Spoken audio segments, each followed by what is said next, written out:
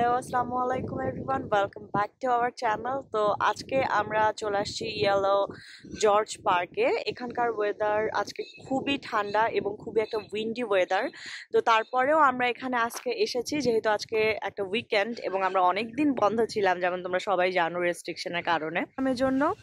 তো আজকের ওয়েদারটা এত গ্লুমি বা এত ঠান্ডা এখানে, কিন্তু আমরা যে ড্রাইভ করে এসেছি রোডটা খুবই সুন্দর ছিল।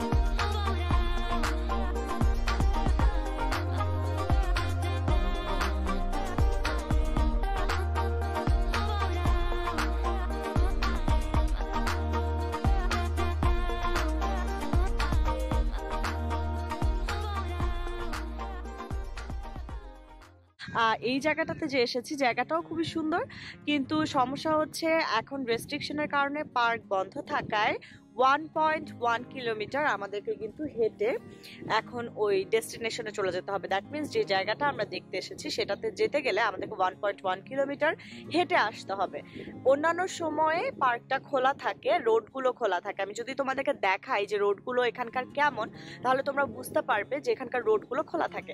তো সামনে যে রোডগুলো দেখছো এই রোড দিয়ে কিন্তু গাড়ি আসতে পারে এ পর্যন্ত, তখন আমাদেরকে হেঁটে আসতে হবে না। তো যারা সিটির কাছে থাকেন, মেলবোর্ন সিটি বা এর আশেপাশের সাবার্বগুলোতে থাকেন, এখানে আসা কিন্তু আপনাদের জন্য খুবই সহজ হবে। ভেতর পর্যন্ত গাড়ি আনতে পারবেন এবং খুবই ফ্যামিলি নিয়ে আসার মতো একটা জায়গা এটা। এখন হেঁটে যাচ্ছি কিন্তু গ্রাভেল রোড দিয়ে, তো একদম মানে এরকম শক্ত রাস্তা, এর মধ্যে দিয়ে আমরা হেঁটে হেঁটে সামনের দিকে আগে যাচ্ছি।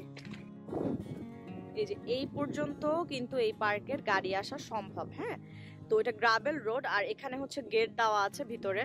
তা আশা করছি আমি যে ভেতর পর্যন্ত আসলে যাওয়া সম্ভব, এই যে রোড চলে গেছে এখানে, তো এখান দিয়ে গাড়িও যেতে পারবে, কোনো সমস্যা নাই। বাট আমরা যেহেতু এখন রেস্ট্রিকশনের কারণে গাড়ি আনতে পারিনি, সো 1.1 কিলোমিটার কিন্তু আমাদেরকে হেঁটে এখানে আসতে হয়েছে। হ্যাঁ, যদি রেস্ট্রিকশন না থাকতো সেই ক্ষেত্রে আশা করি যে মানে গাড়ি ছাড়াও আসা যেত আর কি, মানে অত একটা সমস্যা হতো না।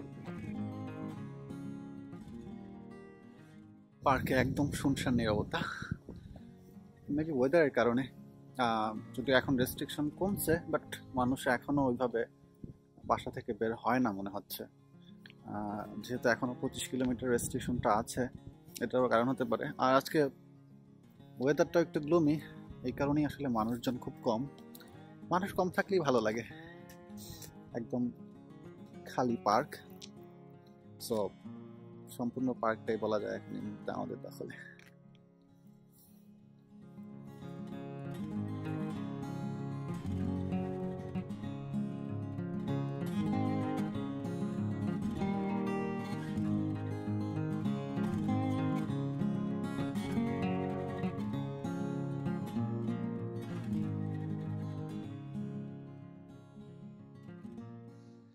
পার্কের যাওয়ার রাস্তাগুলো এরকম এঁকে বেঁকে এরকম সুন্দর করে গেছে। এই সাইডে একটা ওয়াক আছে যেটা আপাতত এই মুহূর্তে অফ করা, গেট বন্ধ। সো এই ওয়াকে যাওয়া যাবে, ওই পাশে খোলা আছে, পুরাটাতে কাটা তারের বেড়া কিন্তু দেওয়া নাই। তো চাইলে ওই দিক থেকে যাওয়া যেতে পারে। এখানে কেউ যদি একটা মানে হেঁটে যে ডেস্টিনেশনে যেতে চায় সেই ক্ষেত্রে এই জায়গাটা আসলে ভালো। তো এই ওয়াকটার নাম হচ্ছে আঙ্কেল টক। তো এদিক দিয়ে যাওয়া যায় আর কি। শিমুল নিচের দিকে যাচ্ছে এখন গাছের সাহায্য নিয়ে। আসলে এই সাইড দিয়ে নিচে যাওয়াটা একটু রিস্ক বটে।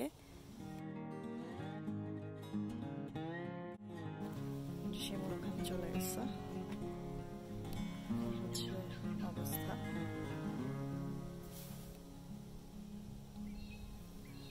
এই জায়গাটা কে ওরা বলছে যে এটা নাকি হচ্ছে হাই ফায়ার রিস্কের একটা জায়গা। কারণ আশেপাশে যেরকম আমি দেখালাম যে পুরোটাতে কিন্তু খেয়াল করলে বুঝতে পারবেন যে খুব শুকনো গাছ, এবং অস্ট্রেলিয়াতে বুশ ফায়ার অনেক বেশি হয়, যেটাতে হয়তো যদি আগুন লাগে সেই আগুন নেভানো কঠিন। 2020-এ আমরা শুরুতে বুশ ফায়ারের ব্যাপকতা দেখেছি অস্ট্রেলিয়াতে, এবং এই সব জায়গায় আসলে যেহেতু লোক সংখ্যা এত কম, আপনারা দেখতে পারবেন যে আশেপাশে কোনো লোক নাই, এবং এরকম আগুন ধরে এই গাছগুলো, এই প্রাণীগুলোর অনেক ক্ষতি হয়ে যায়। তো এই জায়গাটা একটা হাই রিস্ক ফায়ার এরিয়া, এবং ম্যাক্সিমাম ক্ষেত্রে এই টাইপের জায়গাগুলোতে পিকনিক করা উপরে রেস্ট্রিকশন থাকে।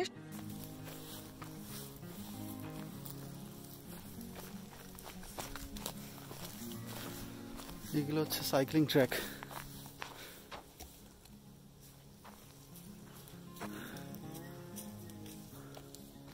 সাইক্লিং ট্র্যাক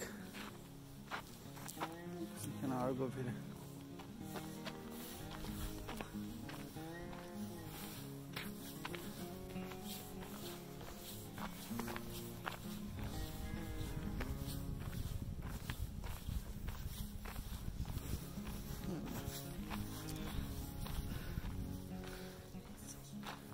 কঠিন সাইকেলের ট্র্যাক।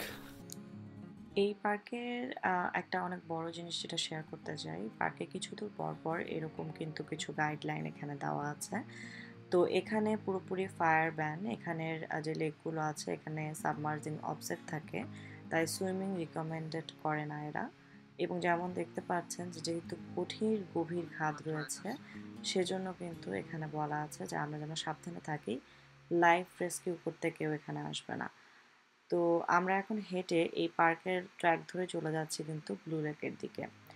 তো অনেকটা পথ হেঁটে আমরা ব্লু লেকে চলে আসলাম, খুব বেশি না, 950 মিটারের মতো হাঁটা। তো তারপরে এখান থেকে দেখা যাচ্ছে যে ব্লু লেকটা কিছুটা নিচের দিকে। এখন আমরা নামবো নিচের দিকে এবং দেখবো যে ব্লু লেকটা আসলে কতটুকু সুন্দর।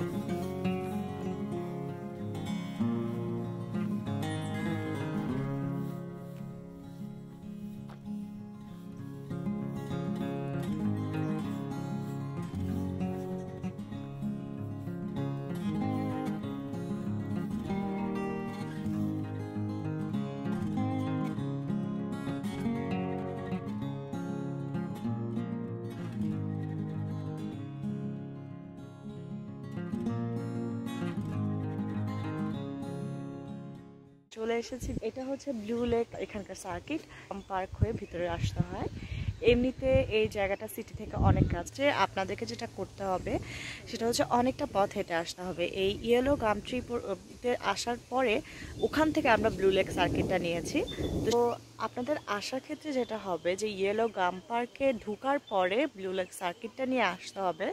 সেক্ষেত্রে এখন গাড়ি আনার অপশন নেই, এই ক্ষেত্রে আপনাদেরকে হেঁটে আসতে হবে প্রায় 25 থেকে 26 মিনিট। তো যারা ওরকম স্ট্যামিনা রাখেন এবং অ্যাডভেঞ্চার করে আসতে চান তাদের জন্য জায়গাটা খুব সুন্দর।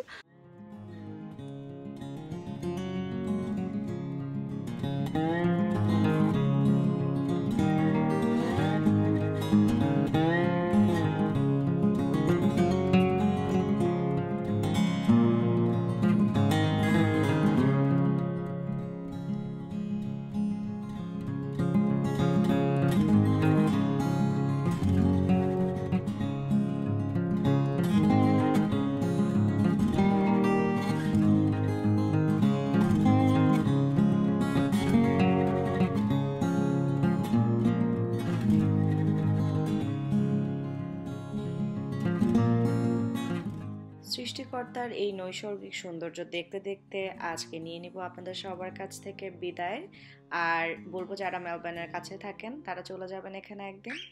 আর সবাই ভালো থাকবেন, দেখা হবে পরবর্তীতে অন্য কোনো ভিডিওতে। খোদা হাফেজ।